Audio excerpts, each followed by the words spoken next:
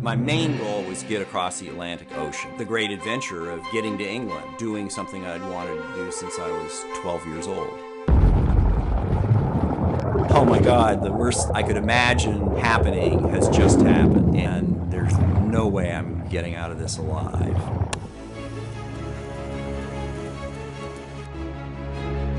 I was totally responsible for the boat. I designed it, I built it, I sailed it, and now I've created its demise.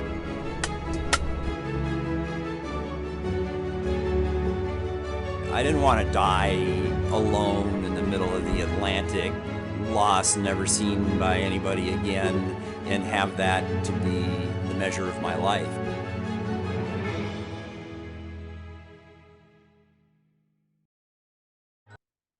Ladies and gentlemen, boys and girls, children of all ages, we are so excited today to have with us Joe Wein, the director of a brand new documentary that's coming out. It's called 76 Days, and it is based on a best-selling book, Adrift, 76 Days Lost at Sea by Steve Callahan. Joe, say hello to everybody. Hey, thanks for having me. Oh, yeah, Appreciate it's a it. pleasure to have you here. Obviously, this is such an interesting story because it's based on a New York Times best-selling novel. Why was this something you wanted to do? Yeah, no, I read the book. I thought it was a great book. I was recommending it to people for a long time, and then years later, actually, I was watching Life of Pi with my kids, and it was reminding me a lot of the book. There was so much in it that was connecting with the book, and then at the end, I saw that Stephen Callahan was a consultant on it. Ang Lee had hired him to come in and give authenticity to what he was doing, and I was like, "Oh, that guy's still around." When you're reading the book, it's a very harrowing and riveting adventure, but you're also like it's very visual. You're trying to imagine what's happening, and I was looking for something like this. I was surprised it didn't exist, and then when I found out that he was still around, I went for it. I got a hold of him and got this going. What you turn out is something that I think the word harrowing is a bit too minute to describe the situation that Steve finds himself in this particular novel and in this documentary. Can you talk about the process of taking it from "Hey, I talked to Steve" to "Hey, this is on the screen now and everybody can watch it"? Yeah, that was a long process. Started with just a detailed interview. Just as an overview for people who don't know, Stephen was he was a sailor. He was sailing single-handed as part of the transatlantic race.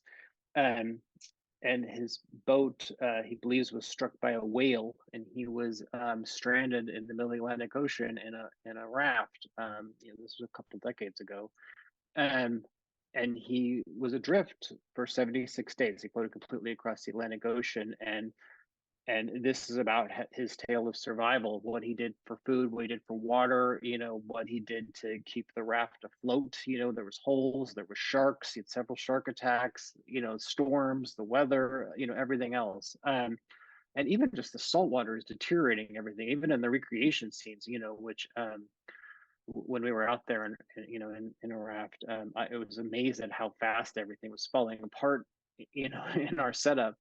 Um, but yeah, no, we went, and Eric Atkins and I went and did a detailed did like 25-hour interview with Stephen, and he actually had all these artifacts, like the journal he'd written on the raft when he was actually out there, and the spear that he'd put together, and we got into all the details of it, and I started by editing that, and then I found out that he had 8 millimeter footage of when he crossed the ocean the first time with his friend, which was incredible because you could actually see a whale, you could see a lot of it, you could see the raft, you could see the boat that he's talking about. So much of it really came together when I was looking at that footage, and he had some, a lot of old pictures and old artifacts and illustrations.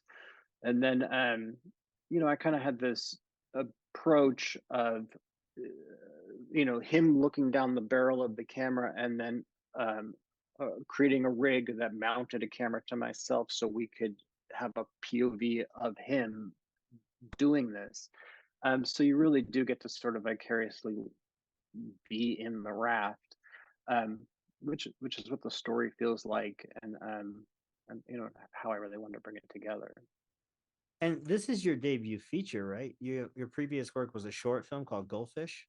That's correct. Thanks. Yeah, I did do a short film called Goldfish, which won a bunch of awards and that kind of stuff. And I've done some music videos and commercials, and so I mean I've been doing stuff for a while, and I've been working as a writer. I've done feature films as a writer, but as a director, this is my feature debut as a director. I really wanted to try to do something that was meaningful to me, and that I thought if I really liked it and cared about it, other people would too. So And I went you're for it. more known as a writer, like you mentioned. You were once considered by Variety one of the screenwriters to watch. And so it's interesting to me that as a writer, your first film would be a documentary. Yeah, I believe in the story. I believe that the story is king, and you know, I I really connected with the story, and I was able to be able to do it in an authentic way. So it was a beautifully written book.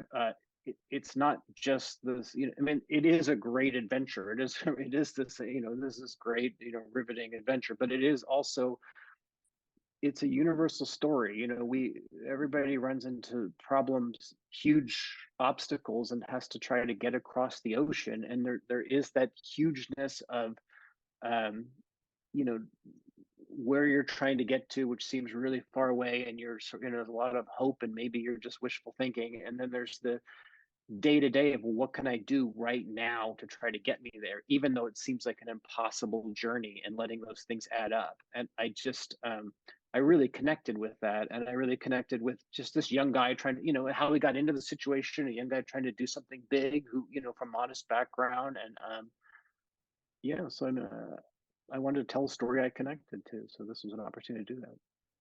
One of the things I found interesting was when this came across my desk, it was coupled with the fact that you were working with a composer on this film.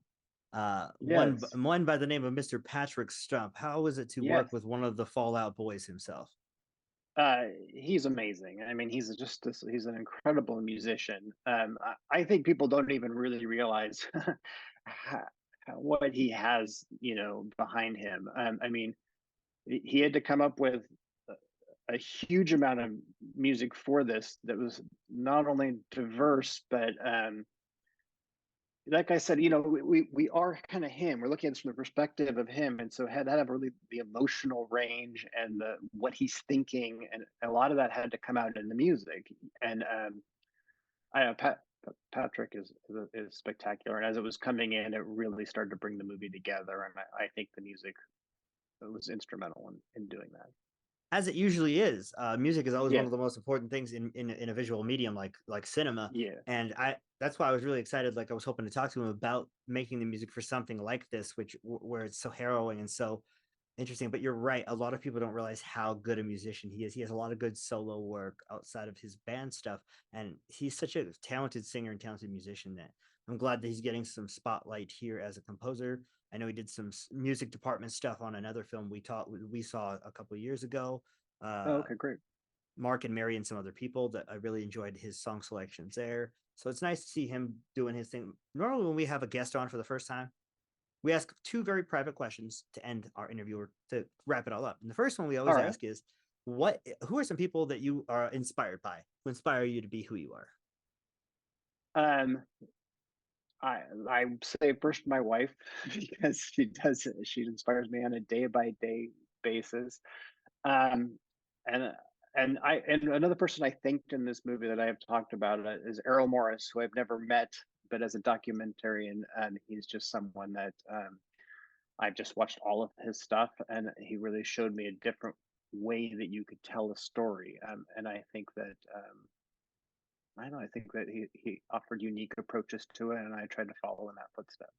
He's amazing. I love The Thin Blue Line. I think it's a great documentary, Yeah, as is The okay. Fog of War. So good Fog of name War was drop there. fantastic too.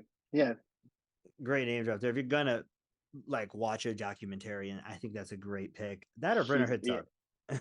yeah, right, exactly. There you go. He's Yeah. he's the Titan. Yeah. Now the next question we ask you is the hardest question we're going to ask you all day. So buckle your All seatbelt. right. You only can watch Okay. two movies for the rest of your life. What two are you picking and why?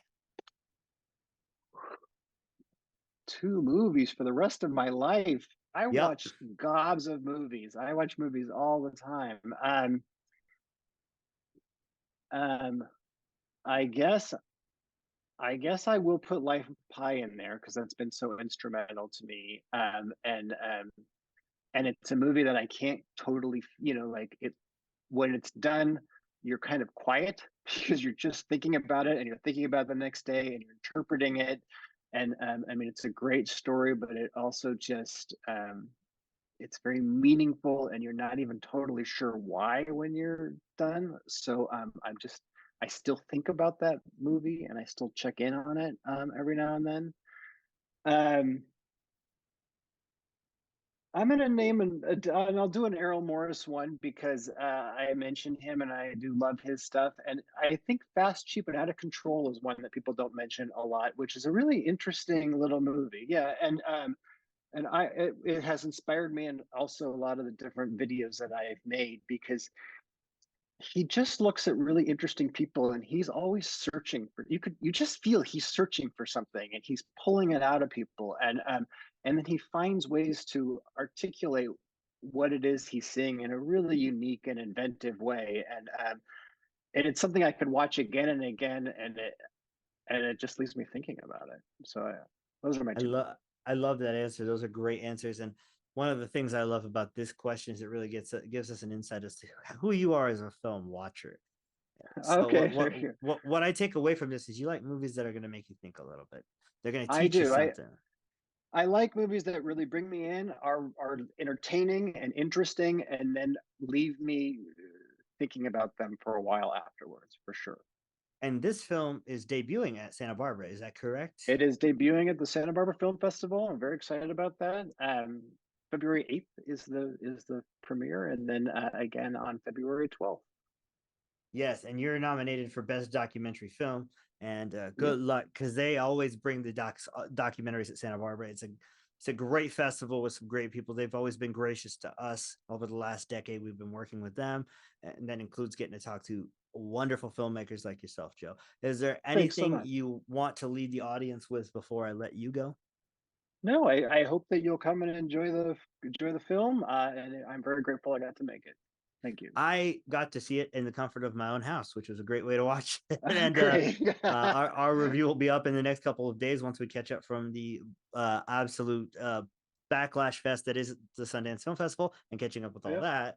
that. We'll get that done. Guys, make sure if you're in the Santa Barbara area or you're attending Santa Barbara International Film Festival that you check this documentary out because from what I can see, this is going to be a contender for Best Documentary for sure. Thanks so much. Definitely. Is there do you have any other information about the release post Santa Barbara or? Yeah, well, we are lining up other places to show it. So please, 76days.net is where people can go to sort of sign up for stuff, Instagram and all that. And we will definitely keep posting screenings and hopefully streaming soon. I'm such a good question asker that I asked you answered part of my question before I even asked it, and that was where can people harass you if they want to harass you online, Joe?